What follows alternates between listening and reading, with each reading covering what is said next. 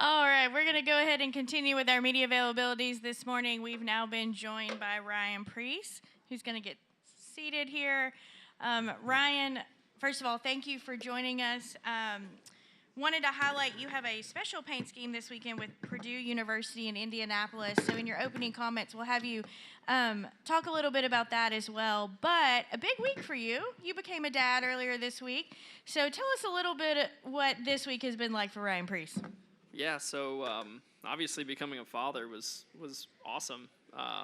And my wife, it really just, her and doing that and having my first daughter, it's truly amazing. And, going on the Purdue University motorsports program, growing up a kid that spent a lot of time with race cars and working on race cars and really learning about them, it's created an opportunity for young kids that have always been intrigued by auto racing or motorsports. And a fun little fact that I found out is 32 of 33 cars in the Indy 500 this year had Purdue graduates. So it was that was really neat, and just it's a great way to create an opportunity for kids that don't necessarily have family ties or some avenues that to get into motorsports. So it's a great way to get started, and obviously they have a really great program.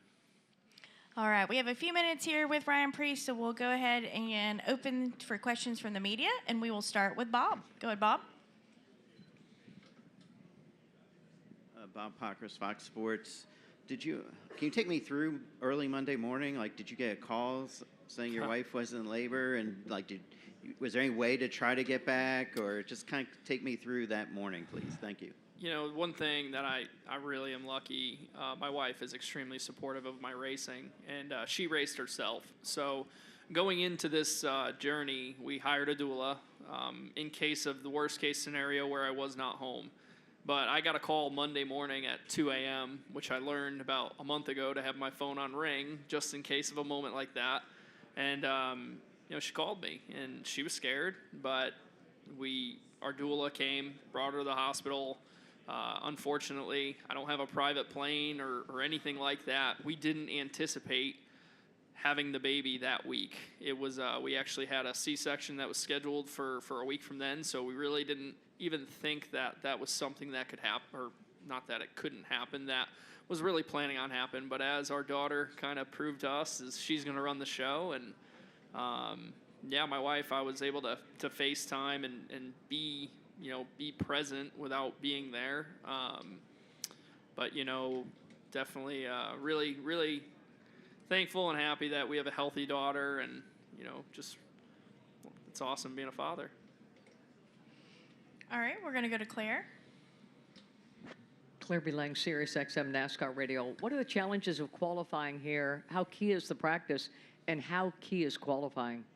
Yeah, so practice for a lot of us that didn't necessarily grow up road racing, it's really important. I was fortunate enough, I raced here back in 2021, so I have some laps, but track positions is always a topic, right? So, there were some things that we did with the Ford Performance Sim to be able to prepare, but for a driver, getting out there and doing it, the visuals, a lot of the braking marks that you tend to get. I mean, when you think about it, how many laps are we really going to do in practice? I think 9, 10 laps maybe, which kind of reminds me of the SRX race when we got 5 laps. The only difference is I raced Stafford all my life. I didn't race Indy road course or anything like this. So it's going to be extremely important to get everything we have in this race car and qualify really well. And then how does the birth of your daughter this week put racing in perspective? Has it kind of put your mindset different? Yeah, I need to provide. I need to do a very good job so I can give my daughter every opportunity that she's ever wanted. So I think it's driven me even more than ever.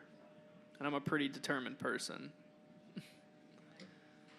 All right, we'll go to Pat with MRN and then come up front to Bruce.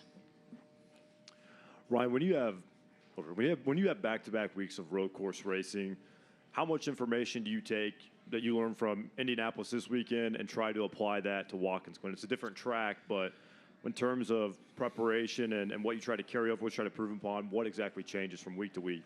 Yeah, so, man, Indy Road Course and Watkins Glen, it just seems to me it's like going to a short track versus intermediate, right? Watkins Glen is very high speed. It kind of flows. Where here reminds me somewhat of Coda, where it's a lot of transitions, making your car change direction really quickly, stop and go. So from the short track style of racing that I've done, the heavy braking, a lot of those things, I'm comfortable with, but there's certainly things that I can do better as a race car driver to be a better road racer when it comes to the downshifting and all those things that really growing up racing at the short track level of what I did, it's different, right? So, yeah, there's definitely a lot of training that a driver can do to continue to grow as from a road racing perspective. I mean, we saw it at Chicago when Jensen's in the Cup Series or SVG. Those guys, they grew up, they lived it. There's just a lot of preparation to do for a road race.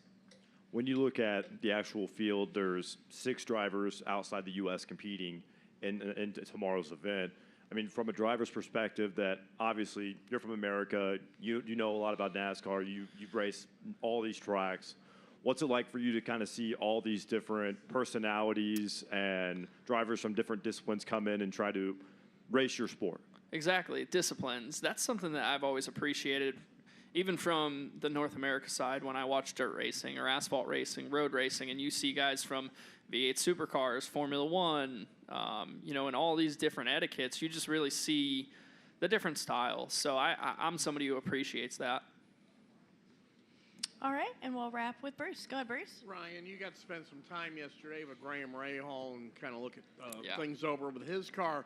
So how excited were you to see him win the pole? And also, I know you were busy back in May, but how aware were you of what happened to him getting bumped out of the Indy 500 starting lineup and to be able to rally back and have a moment like he had yesterday? Yeah, that was awesome. And you can tell, you could see the emotion that he had, right? And he said it. The pole was like a win for them for some of the struggles that they've been going through over the past few years. And that's what defines racers, defines people, hard work, and being relentless. So I'm pretty much going to say I'm his lucky charm, even though I haven't been very lucky this year. But certainly really excited for Graham Rahal and their team and United Rentals and all our partners.